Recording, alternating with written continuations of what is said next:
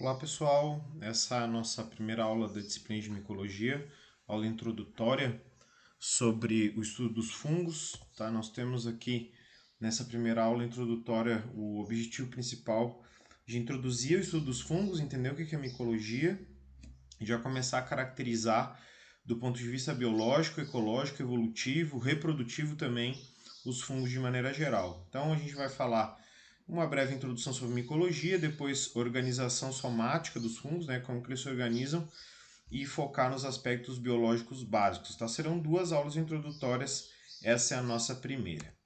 Então, pessoal, o que é micologia? Tá? O que quer dizer o termo micologia? Micologia tem uma palavra de origem grega, myx, quer dizer cogumelo, mix ou myx, né? Logos, estudo, então, estudo dos cogumelos que acaba sendo aplicado hoje em dia de modo mais moderno, né? Se estendendo ao estudo dos fungos de maneira geral.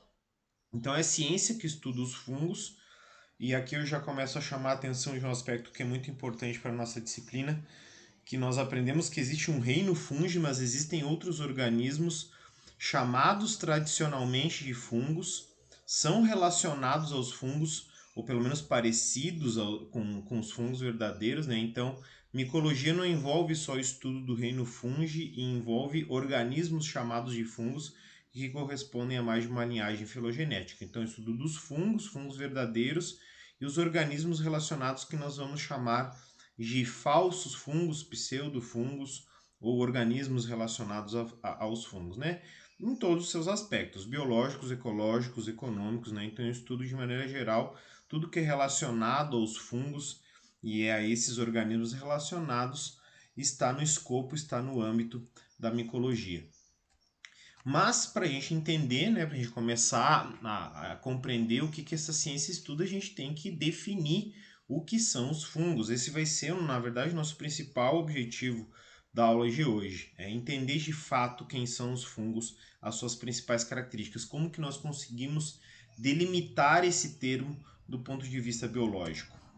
Então, a gente vai fazer isso, pessoal, abordando os principais aspectos a respeito da sua biologia, né? O primeiro tópico que nós vamos tratar aqui é a respeito do corpo dos fungos, como que é a organização corporal, como que é a sua organização somática, né? Soma ou corpo, né? Como que é a organização corporal dos fungos.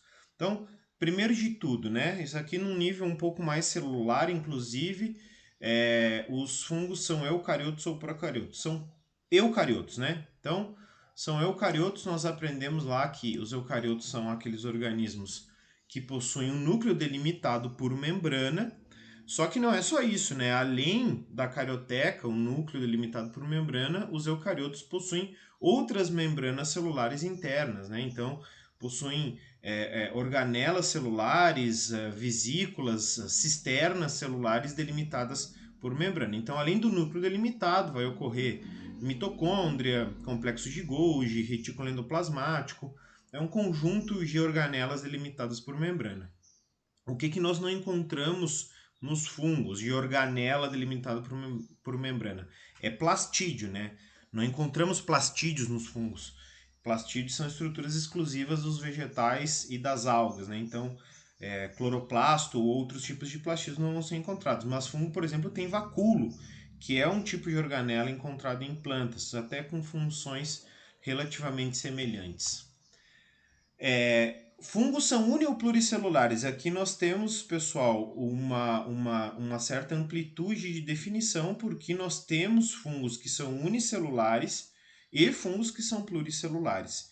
E além disso, existem algumas poucas espécies que conseguem transitar entre as duas formas, digamos assim, ocorrer de forma unicelular, dependendo das condições do meio, e crescer de modo multicelular se as condições mudam, tá? Num tipo de crescimento que nós chamamos de morfismo. Então, existem espécies exclusivamente unicelulares, principalmente as leveduras, mas existem outras formas também. Existem formas pluricelulares, muitas espécies, né? Eu me arriscaria a dizer que a maioria dos fungos, na verdade, são pluricelulares, pelo menos os mais conhecidos. E existem aquelas ainda, né, mesmo que sejam poucas, que são dimórficas, que conseguem alternar entre uma fase e outra. A forma unicelular principal é a levedura, né? Mas existem outras formas, como eu já falei. Nós vamos tratar de leveduras mais à frente na disciplina. E a forma pluricelular mais comum, e nós vamos enfatizar bastante esse aspecto na nossa segunda aula introdutória, entender o funcionamento dessa célula e desse conjunto de células, né? As formas pluricelulares são formadas principalmente pela célula típica do fungo, chamada hifa. Tá? É a célula básica do que nós chamamos fungos filamentosos. Por que fungos filamentosos? Porque a hifa, pessoal, é uma célula fina, muito longa, tubular. Então ela parece um fio, parece um filamento, por isso que eles são chamados fungos filamentosos. O conjunto das hifas forma o que nós chamamos de micélio, que é o corpo dos fungos pluricelulares, dos fungos filamentosos. Existe só a forma filamentosa dentre os fungos pluricelulares? Não, existem algumas outras também, mas a maioria são filamentosas. Aqui eu dei dois exemplos mais comuns. Os unicelulares, a maioria são leveduriformes, e os pluricelulares, a maioria são filamentosos, né, tendo hifa e esse conjunto de hifas formando micélio. Obviamente, os unicelulares vão ser microscópicos, né, pessoal? Os seres unicelulares, os fungos unicelulares, não são visíveis a olho nu, enquanto que os pluricelulares vão formar estruturas macroscópicas. Mas muitas vezes essas estruturas, mesmo sendo macroscópicas, vão ocorrer escondidas, nem sempre vão estar visíveis. Quantos núcleos encontramos por célula? As células fúngicas são uninucleadas, binucleadas ou multinucleadas, tá? Então aqui nós também temos uma certa amplitude. Isso vai depender da espécie. A maioria das espécies vão apresentar células uninucleadas, mas muitos fungos bastante importantes, principalmente das duas principais linhagens mais diversas dos fungos verdadeiros, vão apresentar alguma etapa do seu ciclo de vida com células binucleadas, que nós vamos encontrar 2 núcleos por célula. Enquanto que algumas outras formas vão apresentar também células multinucleadas. Então, isso vai depender do grupo que nós estivermos tratando, tá? Existe aí uma certa amplitude. Agora, a maioria desses núcleos que ocorrem nessas células, né, que fazem parte do soma do corpo dos fungos, vão apresentar status haploide. O status diploide, ou seja, 2 conjuntos cromossômicos por núcleo, é mais raro nos fungos. Muito mais comum nós encontrarmos nas fases somáticas dos fungos núcleos haploides, diferente, por exemplo, dos animais, né, de nós, que vamos encontrar a maioria, se não todas as células do corpo com status diploide. Tá? Isso é uma característica bastante importante dos fungos. Quando houver exceção, eu vou chamar a atenção para vocês. Na maioria dos casos, as células que formam o corpo dos fungos vão ser, portanto, haploides. E aqui uma característica muito importante, pessoal. Essa daqui é essencial a gente entender, e essa estrutura nós vamos, claro, detalhar como que é a sua constituição dependendo do grupo de diversidade, que é os fungos são possuidores de parede celular, um envoltório muito importante, fica sempre para fora da membrana plasmática, né? Nós temos como envoltório básico da célula a membrana plasmática, e nos organismos que apresentam parede celular, ela sempre vai ser mais externa do que a membrana plasmática. Vai ser mais externa, vai ser mais rígida e semisseletiva, né? Ela vai ter uma seletividade ali maior do que a membrana plasmática, mas ela vai ser de qualquer maneira semisseletiva. Então ela é rígida, às vezes não tanto, mas em algumas ocasiões vai ser bastante rígida e semipermeável. Uma estrutura extremamente importante para a definição de alguns grupos fúngicos. Mas de maneira geral, todos os fungos, pelo menos em alguma parte do seu ciclo de vida, vão apresentar células e estruturas com parede celular. A maioria dos fungos vão apresentar parede celular em todas as etapas, tanto as etapas somáticas quanto as etapas reprodutivas, mas alguns outros vão apresentar em somente uma etapa, mas de qualquer maneira sempre vai ocorrer. O que vai ser importante a gente detalhar nos grupos, né? A constituição da parede celular, do que ela é feita, qual que é a sua função. A função não varia muito, né? Mas principalmente qual que é a sua constituição bioquímica, porque isso varia de grupo para grupo fúngico. E, pessoal, o corpo dos fungos, tá? A fase somática, tá? Aqui é importante a gente fazer esse detalhe, tá? Fase somática eu sempre estou querendo dizer a fase de crescimento, né? A fase que se alimenta e cresce através de divisões celulares. Em contraposição à fase reprodutiva, né? Que nós vamos começar a falar daqui a pouco. Então, fase somática dos fungos, raramente ela é visível, mesmo que ela seja macroscópica, desculpa. Por quê? Porque esse soma ele vai crescer de maneira muito tênue e muito fina sobre o substrato ou, na maioria das vezes, dentro do substrato de desenvolvimento. Esse micélio fúngico ou mesmo um conjunto de leveduras, as leveduras na maioria das vezes vão formar uma fina camada ou vão estar crescendo dentro do substrato de desenvolvimento. Então isso acarreta que as porções somáticas, os corpos dos fungos, não são visíveis, não são facilmente identificáveis na natureza. Em alguns casos sim, mas na maioria das vezes não. Então essa fase somática ela é críptica, com P mudo, né? Ela é críptica, ela ocorre de maneira escondida, muitas vezes não visível, na maioria das vezes não visível. Do ponto de vista nutritivo, o que é importante aqui nós ressaltarmos dos fungos, pessoal? Tá? Primeira coisa, todos os fungos são heterotróficos, né? Então não existe fungo autotrófico. Nenhum fungo é capaz de produzir o seu próprio alimento através de fotossíntese ou quimiossíntese, como é o caso das plantas e das algas. Então, os fungos precisam buscar o seu alimento em outra fonte, já que eles não são capazes de produzir o seu próprio alimento. Né? Então, eles têm que buscar o seu alimento, a sua fonte nutricional, energética, em outros organismos, vivos ou mortos. Então a gente vai ver, né, como que isso é feito, né, os papéis ecológicos dos fungos e como que eles buscam o seu alimento. De qualquer maneira, todos os grupos fúngicos são heterotróficos, não tem fungo autotrófico. É muito comum os fungos se associarem com organismos autotróficos, né, mas isso a gente vai detalhando na sequência da disciplina. Mas aí é relação ecológica, né, não é produção própria do organismo, não é produção endógena. E pessoal, essa heterotrofia fúngica, esse modo de nutrição heterotrófico fúngico, ele é bastante peculiar. E isso a gente vai detalhar, isso nós vamos repetir algumas vezes porque é muito importante da gente assimilar. A heterotrofia fúngica ela é chamada de heterotrofia por absorção. O que é heterotrofia por absorção? É simples da gente entender, pessoal. É o seguinte, o fungo quando está crescendo, aquela fase somática que está crescendo, tanto se for uma fase somática uni ou pluricelular, como que ela vai fazer para se alimentar? Ela vai liberar enzimas no substrato, as enzimas digestivas. As enzimas digestivas atuam fora do corpo, fora da célula fúngica, digerem o alimento fora da célula e fora do corpo, e depois de digerido, o fungo absorve esse alimento, digerido fora da célula, fora do corpo. Digestão extracelular e extracorpórea.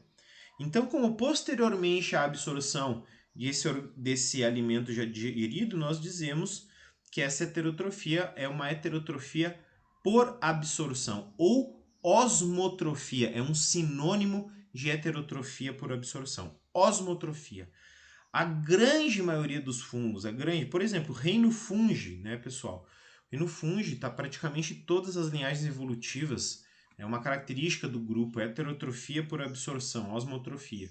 Nos pseudofungos, nos grupos de organismos relacionados, nós vamos encontrar somente uma exceção de um grupo que se alimenta através de fagocitose, ou seja, por ingestão. Então a ingestão é rara.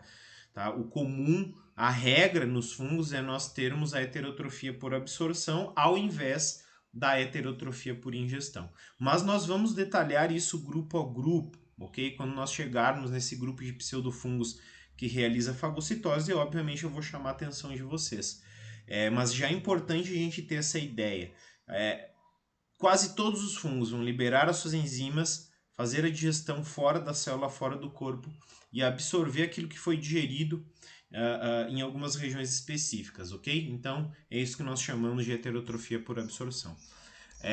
Então, essa digestão, né, como nós víamos falando, pessoal, é externa, tá? Sempre vai ser externa, fora da célula e fora do corpo. como nós já chamamos a atenção, fagocitose, a digestão intracelular é rara, bastante incomum. Quando isso ocorrer, vai ser chamada a atenção. Do ponto de vista reprodutivo, pessoal, quais generalizações nós podemos fazer a respeito dos fungos? Tá, primeira coisa, isso é claro, é um aspecto muito importante para a caracterização dos grupos de diversidade, né? Nós entendermos como que é o ciclo de vida, existe reprodução sexuada, existe reprodução assexuada, como que ela é feita, alguns organismos podem fazer as duas, né? A gente vai ver isso em detalhe grupo a grupo. Mas uma primeira coisa que é importante falar, muitos fungos têm ciclo de vida relativamente complexo, bastante complexo, né? Nós vamos estudar um grupo de fungos lá já mais para o final da disciplina em que nós podemos encontrar até 5 fases porulantes distintas, enquanto que outros têm um ciclo de vida bastante simplificado, com a ocorrência somente da reprodução assexuada, por exemplo. Então essa complexidade é variável também. Vocês estão vendo que várias características são variáveis, tá? Mas nós, claro, estamos fazendo uma caracterização geral aqui do grupo como um todo. Então, dependendo do grupo, né, essa complexidade vai ser maior ou menor. De qualquer maneira, é muito comum, na maioria dos grupos fúngicos, nós encontrarmos tanto as estruturas de reprodução assexuada quanto aquelas de reprodução sexuada. Ou seja, reprodução por clonagem, que é a reprodução assexuada. Pessoal, reprodução assexuada é clonagem, né?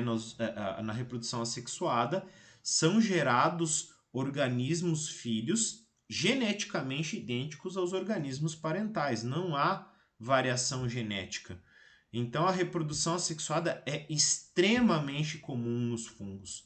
Inclusive existem alguns grupos em que só é conhecida a reprodução assexuada. E também é muito comum, pessoal, a reprodução sexuada, muito comum. Então, a reprodução sexuada envolve dois fenômenos, né? A gente já pode fazer uma pequena revisão. Quais são os dois fenômenos característicos da reprodução sexuada? Meiose e fecundação. Eles vão ter que ocorrer. Para ter reprodução sexual tem que ter essas duas coisas. A meiose com todos os seus detalhes lá, crossing over, geração de variabilidade, e fecundação, que geralmente envolve gametas, né? Às vezes vai envolver somente núcleos gaméticos, mas geralmente envolve algum tipo de gameta. Então, reprodução sexuada muito comum também, muito comum. Só que essa reprodução sexuada, pessoal, dependendo do grupo, esses dois fenômenos que são característicos dela, meiose e fecundação, vão ocorrer próximos ou logo um depois do outro ou separados. Tá? Nós vamos ter essas diferenças. E esses ciclos de vida sexuais, dependendo, né, se esses dois fenômenos ocorrem temporalmente próximos ou afastados, separados, né, esses ciclos de vida recebem nomes especiais e também nós vamos ter que detalhar isso.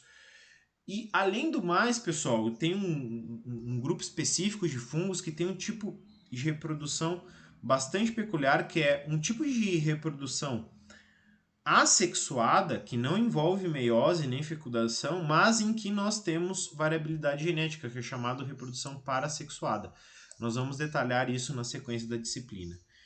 A grande maioria dos grupos fúngicos, nós vamos encontrar tanto as estruturas de reprodução assexuada quanto assexuadas. Vão ocorrer as duas na maioria dos grupos. E claro, nós vamos focar nessas estruturas, né? A gente tem que saber identificar, saber a sua morfologia, suas partes, as suas funções do ponto de vista reprodutivo. Então, focar nos ciclos de vida, entender os ciclos de vida é extremamente importante para o estudo dos fungos, para os estudos micológicos. Agora, essa característica aqui, ela assim, ela resume muito bem as estratégias reprodutivas dos fungos, né? Qual que é o propágulo básico reprodutivo dos fungos? É o esporo, pessoal. O esporo é o propágulo reprodutivo básico, tanto assexual quanto sexual dos fungos. Os fungos são seres esporulantes. E o que é um esporo? esporo, pessoal, vai ser um propágulo dispersivo reprodutivo que pode ter origem assexual ou sexual e que vai ser geralmente muito pequeno, microscópico, né? Então ele vai ter pequenas dimensões, vai ser muito diminuto, geralmente aí menos de 50 micrômetros, e eu até tô dando uma exagerada aqui, né? A grande maioria dos esporos vai ter, na verdade, menos de 10 micrômetros. Muitos esporos são de fato muito, muito pequenos. Unicelulares, né? Raros são os esporos pluricelulares, com parede engrossada, reserva de material energético e produzidos em grandes quantidades. Às vezes, dezenas, centenas de esporos produzidos por estrutura, mas é comum nós encontrarmos milhares de esporos ou até milhões de esporos produzidos por dia em uma única estrutura reprodutiva.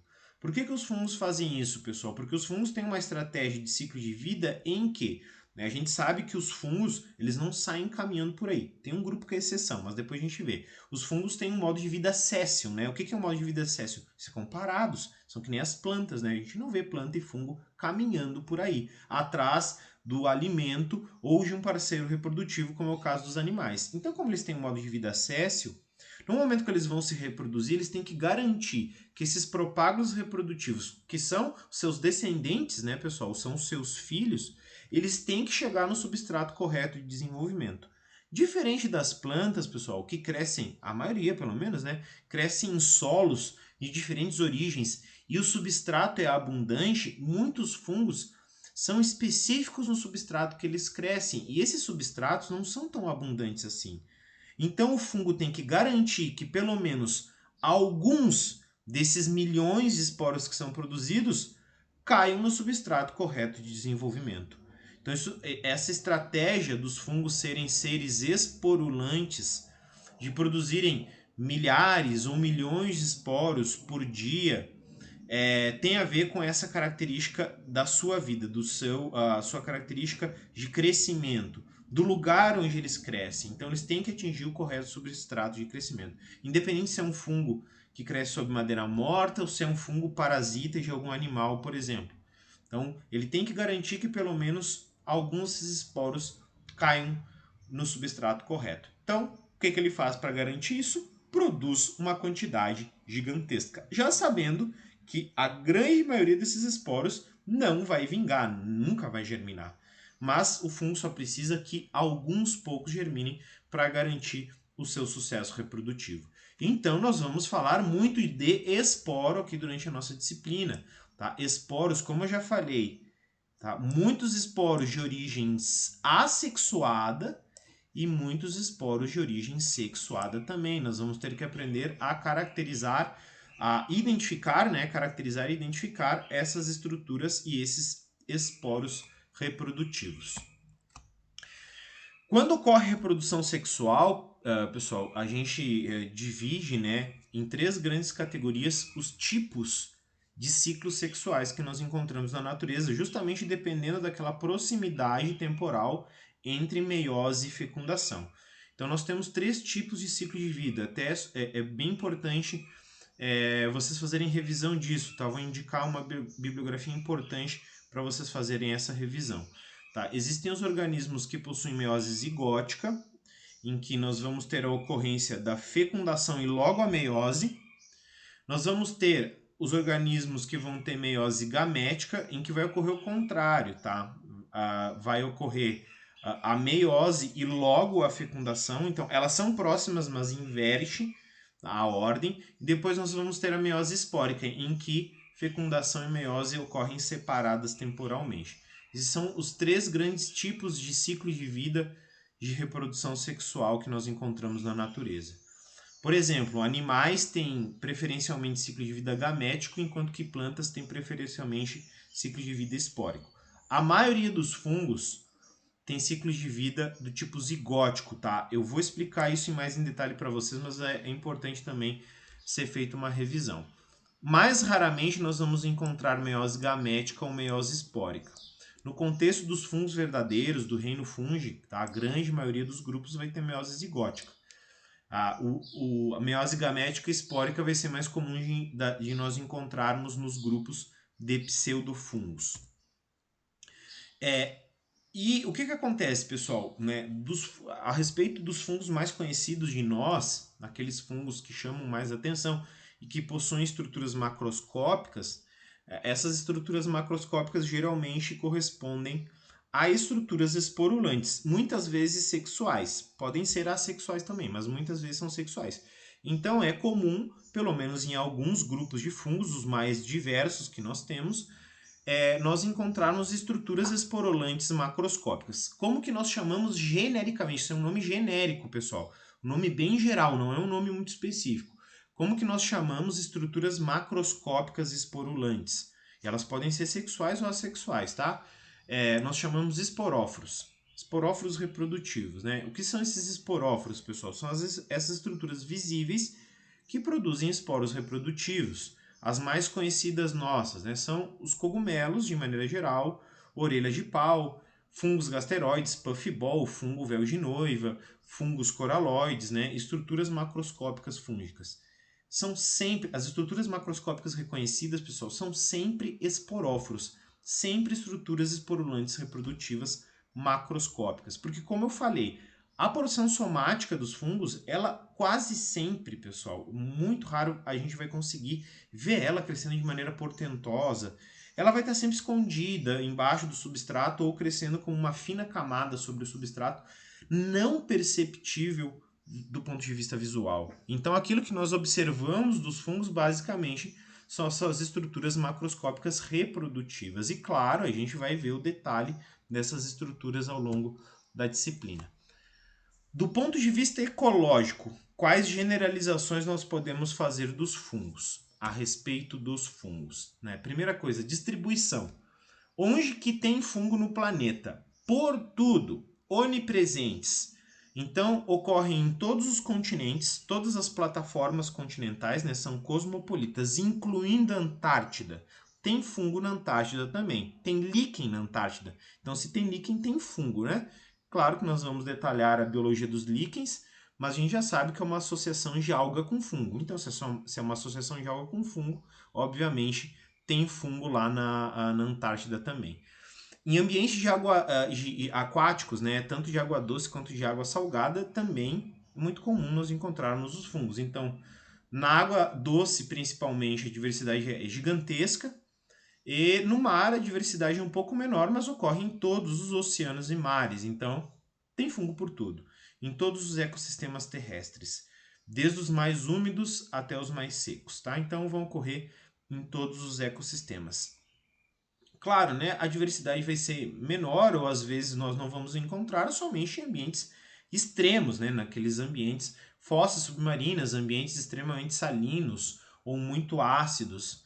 Nesses ambientes a diversidade vai ser muito menor ou até não vai ocorrer nenhum tipo de fungo que vive lá, mas esses ambientes são exceções, né? De maneira geral, nos ambientes mais bem distribuídos, a presença dos fungos ela é muito densa, né? Existem muitas espécies de fato ocorrendo na maioria dos ecossistemas. A diversidade, como eu já falei, ela é menor no mar, né? Então, por causa da questão da salinidade, né, desse equilíbrio osmótico que os fungos têm que estabelecer no mar, a sua diversidade acaba sendo menor, mas ocorrem no mar também, né? Então, todos os tipos de ecossistemas, basicamente, nós temos a ocorrência dos fungos. Isso aqui é muito importante, né? Isso nós vamos, claro, detalhar ao longo da disciplina, mas já é muito importante nós estabelecermos desde agora quais que são os papéis ecológicos principais desempenhados pelos fungos, né? O que os fungos fazem nos ecossistemas? Então, pessoal, o principal papel ecológico dos fungos é a decomposição da matéria orgânica. Os fungos são, por excelência, organismos decompositores. O que é a decomposição, pessoal? De maneira bem simplificada, decomposição é se alimentar de matéria orgânica morta, necessariamente essa matéria orgânica tem que estar morta, então ele se alimenta da matéria orgânica morta, e o resultado dessa alimentação são matéria inorgânica ou matéria orgânica muito simplificada. Então os organismos decompositores, eles basicamente fazem uma transição dos compostos químicos do mundo orgânico para o mundo inorgânico, ok? Eles realizam um trabalho chamado remineralização. Eles tornam a matéria inorgânica novamente. Ou matéria orgânica de fato bastante simplificada. Então é isso que decomposição significa.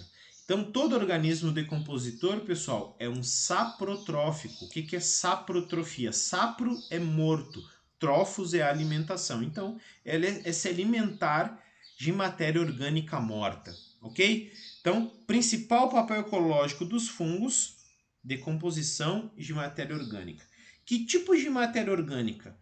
Toda e qualquer matéria orgânica que ocorre no nosso planeta, existe alguma espécie de fungo que consegue se alimentar. Raramente algum tipo de molécula orgânica escapa aos fungos, pessoal. Então, são os principais organismos decompositores do planeta, junto com as bactérias. Mas a gente vai detalhar isso ao longo da disciplina. Existem alguns tipos de matéria orgânica bastante abundantes, em que quem faz decomposição são só os fungos, as bactérias não participam. Por exemplo, a madeira. A bactéria não decompõe madeira. Quem decompõe madeira é fungo. E vocês imaginam, né, quanta matéria orgânica em forma de madeira morta existe na Terra. Quem faz esse serviço de reciclagem da madeira morta são os fungos. Então esse é o principal papel ecológico dos fungos, disparado. Mas não é só isso, tá, pessoal? Nós temos outros dois papéis ecológicos que são muito comuns nos fungos. Claro, são mais raros que a decomposição, mas existem muitas espécies com essas estratégias também. Então, quais são? Primeiro, parasitismo. O que é parasitismo, pessoal? Parasitismo é uma relação ecológica em que um organismo chamado parasita, o que ele vai fazer? Ele rouba, pessoal, rouba alimento, rouba nutrientes de um outro organismo chamado hospedeiro. É uma relação ecológica, portanto, que nós chamamos desarmônica, né? Existe um organismo beneficiado, o parasita, que é o fungo, e um prejudicado, que é o hospedeiro. Então existem muitas espécies de fungos parasitas. E os fungos parasitam quem? O que vocês imaginarem, pessoal. Tem fungo parasita de planta, muito fungo parasita de planta. Tem fungo parasita de animal, claro, tanto invertebrados quanto vertebrados, né? Existem as micoses humanas, por exemplo, são fungos parasitas. Existe fungo parasita de fungo, se chama micoparasitismo. Parasita de alga, parasita de rotífero e de outros protozoários, enfim. Tá? A maior parte das linhagens evolutivas existem organismos que são parasitados por fungo. Então é muito comum a estratégia ecológica do parasitismo. E também o estabelecimento de relações simbióticas mutualísticas, pessoal. O que seriam essas relações? É quando dois organismos diferentes estabelecem uma relação ecológica e ela é harmônica, ela é benéfica para os dois participantes. Então isso é muito comum no contexto dos fungos também. Geralmente, nem sempre, tá? Mas geralmente essas relações são estabelecidas com organismos fotossintetizantes, plantas ou algas. Os dois tipos de relações simbióticas mutualísticas mais comuns que nós temos, que os fungos estabelecem, são as relações micorrízicas, quando um fungo filamentoso estabelece uma relação simbiótica com as raízes das plantas, ou a relação liquênica, os líquens, que é quando um fungo estabelece uma relação simbiótica com algas. São os dois tipos mais comuns, mas nós temos outros tipos de relação também. Tem relação simbiótica com animal, tem fungo que cresce no trato gastrointestinal de herbívoros para auxiliar na decomposição da celulose. Então, relação simbiótica, mutualística, harmônica, né, no caso, é um tipo de estratégia ou papel ecológico muito comum nos fungos também. Eu costumo dizer o seguinte, pessoal, que assim, em relação aos papéis ecológicos, em primeiro lugar, decomposição, sem sombra de dúvidas. E empatados em segundo lugar, parasitismo e relações simbióticas. Tá? Tem muita espécie parasita, mas também tem muita espécie que estabelece relação simbiótica. É difícil dizer qual que é a mais difundida. Ok? Basicamente ali a importância, em segundo lugar, digamos assim, é a mesma. mas raramente existem fungos predadores e fungos hiperparasitas, né? Parasita do parasita, tá? São papéis mais raros, mas ocorrem em alguns fungos também. Exemplos de predação em fungos eu vou mostrar para vocês também na sequência. Predação principalmente de alguns pequenos animais. Isso é um conceito importante, pessoal, que começou a ser estabelecido há pouco tempo na literatura. Nem consta muito nos livros em português ainda, ou mesmo nos livros da literatura estrangeira, mas é um termo que a comunidade de micólogos mundial tem tentado estabelecer para designar o conjunto das comunidades fúngicas. É um termo que em português não fica muito bonito, mas a sua origem tá, é uma origem latina que tem um significado. Tá? Então, nós temos o conjunto dos organismos fotossintetizantes que ocorrem no planeta, nós chamamos de flora. Né? O conjunto dos vegetais e das algas nós chamamos de flora. O conjunto das comunidades das espécies animais nós chamamos de fauna. E nós não tínhamos um nome para o conjunto das comunidades de fungos, então foi proposto o termo funga para ficar os 3 Fs. Fauna, flora e funga. Né? No português fica um pouco estranho, mas é um termo que vocês têm que começar a se acostumar, porque ele vai começar a aparecer com mais frequência. Então, o que significa a funga? É o conjunto das comunidades de fungos do planeta ou de um determinado lugar. Né? Nós podemos falar a funga do parque de Foz do Iguaçu, a funga do Paraná, a funga do Brasil, a funga do nosso planeta. Então é para representar o conjunto de comunidades fúngicas. A respeito de filogenia e diversidade, pessoal, aqui nós começamos a estabelecer já alguns conceitos importantes, tá? Então, até coloquei em aspas aqui, ó, o termo fungo, tá? Por quê? Fungo, de maneira geral, se nós utilizarmos o conceito tradicional, ou seja, o conceito mais antigo lá, desde o começo da sistemática da classificação dos organismos, nós vamos ver que o termo fungo ele não tem um significado filogenético. Por quê, pessoal? Porque esse conceito original, se aplicado hoje em dia, ele não se concentra em somente uma linhagem filogenética. Ele vai abranger pelo menos 3 grandes linhagens de eucariotos. Uma delas é a principal e que nós vamos chamar de reino fungi, ou a linhagem evolutiva dos fungos verdadeiros. Mas existem outras 2 linhagens que não são relacionadas a essa linhagem principal, ou seja, não são aparentadas do ponto de vista evolutivo e que também recebem o nome de fungo. Então, o que isso significa? Que nem todos os fungos são aparentados. Nem todos os fungos, no conceito tradicional, claro, né, naquele conceito mais antigo, vão fazer parte da mesma linhagem. Ok? Então, isso a gente vai tratar já logo aqui no começo da disciplina, a gente já começa falando, inclusive, dessas 2 linhagens que nós vamos chamar de falsos fungos ou pseudofungos, ok? Vão ser 2 linhagens bem importantes, mas que não são aparentadas aos fungos verdadeiros, né? São distantes do ponto de vista evolutivo. Porém, são chamados de fungos desde o começo da classificação, possuem características biológicas, ecológicas e reprodutivas muito parecidas com os fungos, às vezes com uma semelhança impressionante, mas não são aparentados. Né? Quando nós temos uma semelhança tão grande assim do ponto de vista biológico, pessoal, e os organismos não são aparentados, como que nós chamamos? Nós chamamos de convergência evolutiva. Né? Então, são linhagens que convergiram para ter uma biologia parecida, quase idêntica aos fungos verdadeiros. Hoje se sabe que não são fungos verdadeiros, mas antigamente não se sabia, então também são organismos chamados de fungos, tá? Então, nós temos que ter cuidado, porque às vezes uma determinada pessoa, um determinado livro, um determinado autor fala sobre fungos, mas a gente tem que estar ciente do qual que é a abrangência que aquela pessoa está tendo. Ela está se referindo somente aos fungos verdadeiros, ao reino fungi, ou ela está utilizando o termo para abranger todas essas linhagens, incluindo aquelas que não são relacionadas do ponto de vista evolutivo aos fungos verdadeiros. Né? Então a gente tem que ter esse discernimento. Aqui, pessoal, na disciplina, eu vou utilizar o termo fungo para caracterizar essas linhagens todas. Né? Então, quando eu falar fungo, eu estou querendo me referir a todas, tá? Sem nenhum tipo de diferenciação.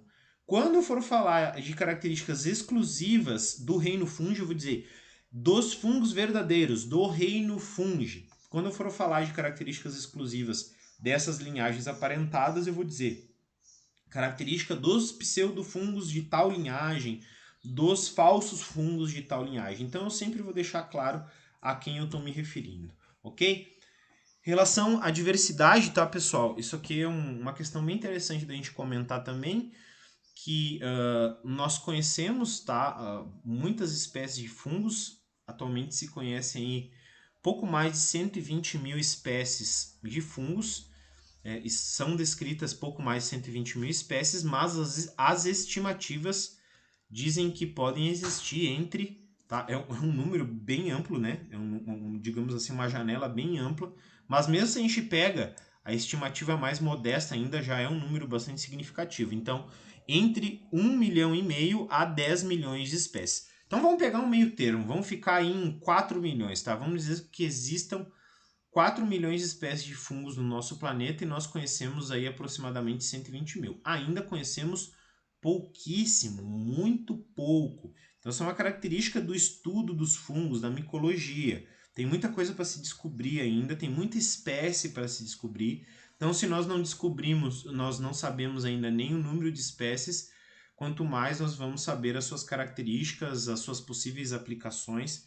Então ainda tem muita espécie para ser descrita, muita coisa para ser descoberta em relação aos fungos de maneira geral, né? Não conhecemos aí, portanto, nem 10% da diversidade, né? Então as estimativas, na verdade, ficam abaixo de 5% se a gente pega esse número médio aí de 4 ou 5 milhões, né?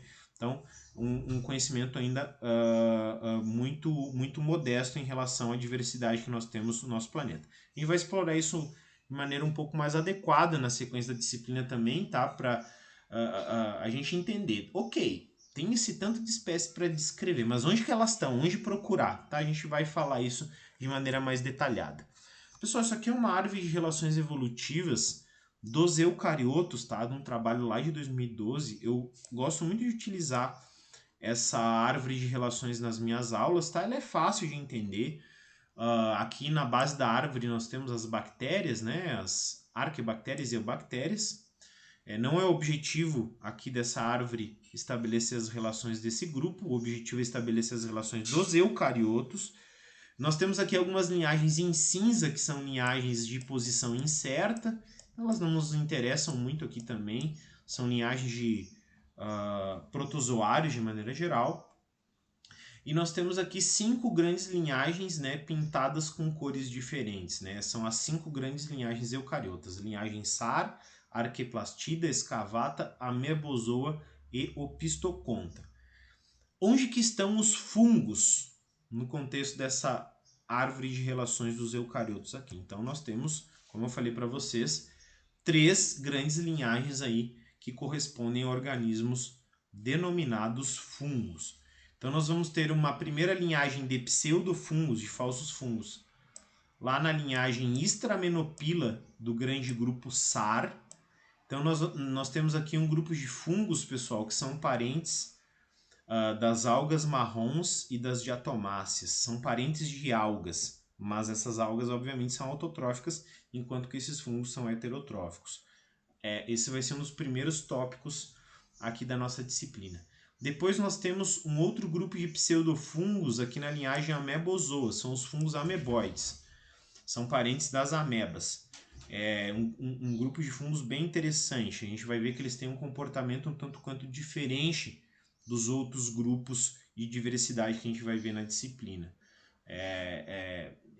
Tem um comportamento, um tipo de nutrição e locomoção bem interessante de se estudar. E depois, claro, né, pessoal, nós temos a linhagem principal dos fungos.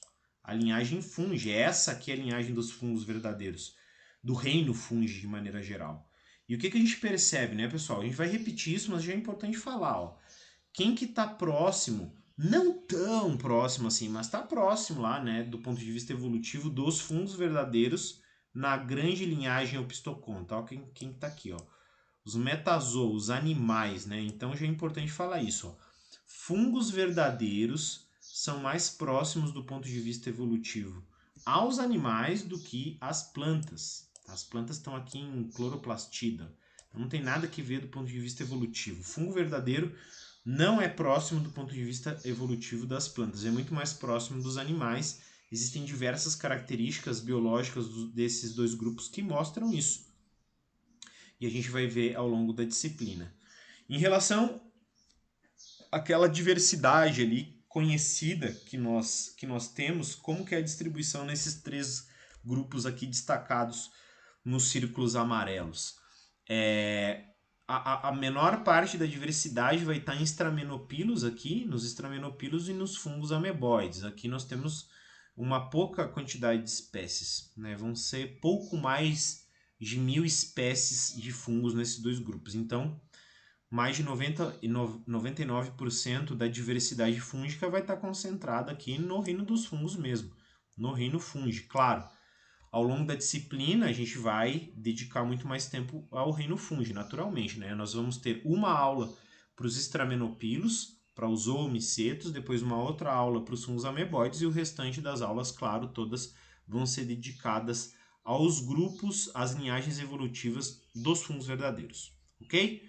Então, pessoal, para a gente encerrar aqui, né, a relação da importância para as pessoas, né? Isso a gente vai destacar ao longo da disciplina também. Eu sempre gosto de enfatizar algumas questões a respeito, né?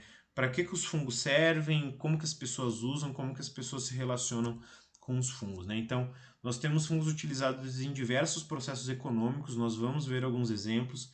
Fungos com aplicação industrial, na agricultura, pecuária, para a produção de fármacos, muitos utilizados como alimentícios ou na própria indústria alimentícia. E, claro, né, aspectos positivos do uso dos fungos e também aspectos negativos. Fungos também possuem importância cultural para várias culturas, né? Nós vamos ver alguns exemplos. Fungos psicodélicos que são utilizados em rituais, do ponto de vista recreativo, tá? Isso são tópicos importantes de serem abordados também. E claro, né, aquela questão que eu falei da relação ou do impacto negativo dos fungos para as pessoas, né? Muitos fungos parasitas e decompositores que causam prejuízos, que têm uma relação negativa com as pessoas, né? Então, muitos parasitas que são patogênicos humanos ou de organismos que nós utilizamos para a produção de alimentos ou de alguma outra coisa importante e que são atacados por fungos e acabam causando prejuízos, né? Então, essas são questões bastante importantes de serem abordadas também. Tá? Então, essa importância, a relação das pessoas com fungos também é um tópico que vai sendo abordado ao longo da disciplina. Ok, pessoal? Dessa maneira, nós chegamos aqui ao final da primeira aula. As dúvidas vocês podem lançar diretamente no fórum, tá bom? Um abraço.